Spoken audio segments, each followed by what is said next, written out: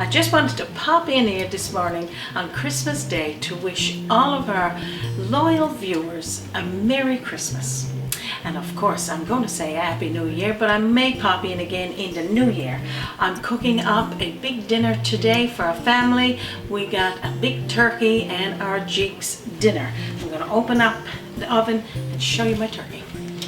This is our big old turkey today, stuffed with our traditional stuffing, just waiting for the big feast. And of course, over here in this other pot, I'm going to close my door to keep that heat in.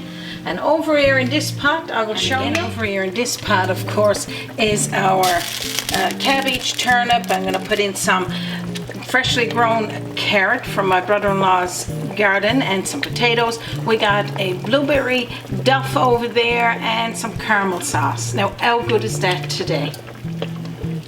So again, we'd like to wish everyone a Merry Christmas and hope everybody is enjoying spending time with their family, loved ones today, or friends, or just whatever makes you happy today. And always, of course. So on behalf of myself, Raymond, and our team, and from our kitchen to yours, you have a Merry Christmas and a happy and prosperous New Year. Toodaloo.